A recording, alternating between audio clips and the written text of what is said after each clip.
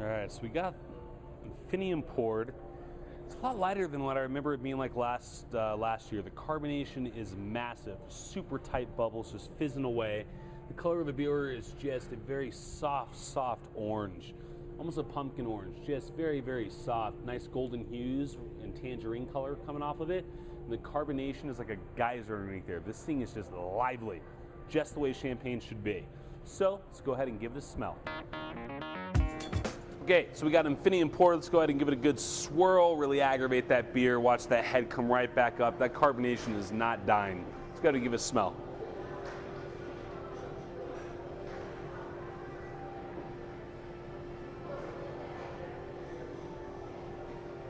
That is lively.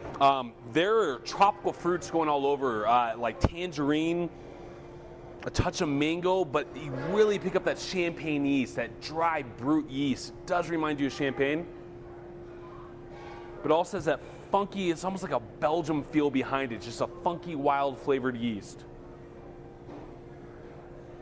But it's sharp. It's a very sharp nose. So you get those tropical fruits mixed with that dry, reminds me of Belgium yeast, but I know it's champagne yeast, kind of feel blending in. So tropical fruits and just a dry brute yeast. Let's go ahead and give it a taste, shall we?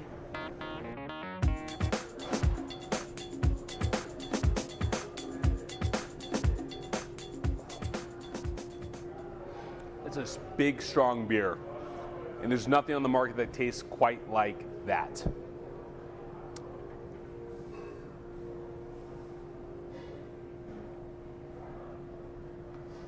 I'm trying to figure out where to even begin. The yeast is definitely there. It has a super dry brute finish to it that reminds you of champagne. There is fruit flavors coming forward though, but they're so strange. I mean, it's not like you can directly pick out what you're tasting in terms of a fruit.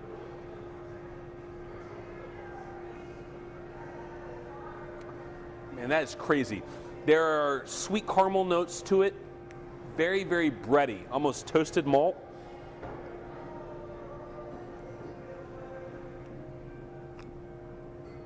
And it's kind of astringent, I'm not gonna lie. There's a part of me that doesn't want to keep sipping because that's a strong beer.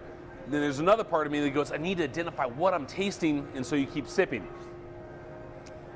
That is a sharp beer, just like champagne.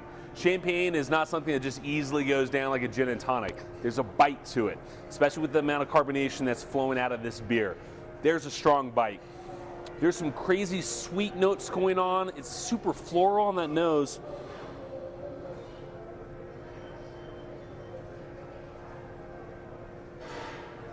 Just super big bready malts, crazy sweet caramel style flavors, but the booze is kind of there. You don't smell it, but you taste it. I think that's what that astringent feel I'm getting on the mouthfeel is. 10.3, this is not a light beer. It's just not. It's one of the bigger boys. So yeah, you're getting really nice tropical fruit notes on the nose with a funky, wild smelling champagne style yeast. When you taste the beer, the body itself is medium body, but it's gonna feel much heavier just because of the amount of carbonation and the booze behind it. There is a astringency in the middle of the mouthfeel. I think that's coming from the booze and the fact that it's, it's still young. It could probably use a month or two before you really hop into it. But because of that bite, it reminds you of champagne. Sweet caramel style sugary notes coming through the middle of the palate. Not sugary in the sense like a Belgian quadruple would be, but it's just, there's a sweet flavor. And then it reverses and goes completely brute dry on the finish to remind you that you're still drinking a beer that's supposed to replace champagne. Champagne of beer, Infinium. Food I'd pair this with: light salads, shellfish, crab legs, lobster. I think if you wanted to go a fun route, like a lobster cream soup would be fantastic. Or just get, a full lobster, period. 2.5 pounder, get it done. Share it up, just like you would the beer. Crab legs, king crab legs all day long. Dutchess crab, I think, would be a little too light to handle this. You need something a little bit rich, a little more meaty, a little more fatty. That's what you got this for. Also, if you're gonna be drinking this, I'm putting in a tulip so I can really appreciate the aroma and the flavor. use a flute, just like you would champagne. This thing's gonna bubble up just like champagne. It's gonna take a second to pour, just like champagne. This is the champagne at Bier's. Go out and check it out. New Year's Eve this year, instead of getting champagne, try something different. If you love champagne, this is right up your alley. If you love Samuel Adams, this is right up your alley. If you like the fact that this beer is made using only hops, water, barley, and yeast, you're gonna like this beer. If you're a lager fan, this is probably maybe not for you. It might be too much flavor for you if you're really into lagers, because this drinks like an ale with all the flavors going on, even though it's made in the same method of Champenois as well as making a lager. You know, they followed the German laws of purity. This is it. 4 ingredients, nothing more, it's not needed. In their opinion, Germans, what can you do? So,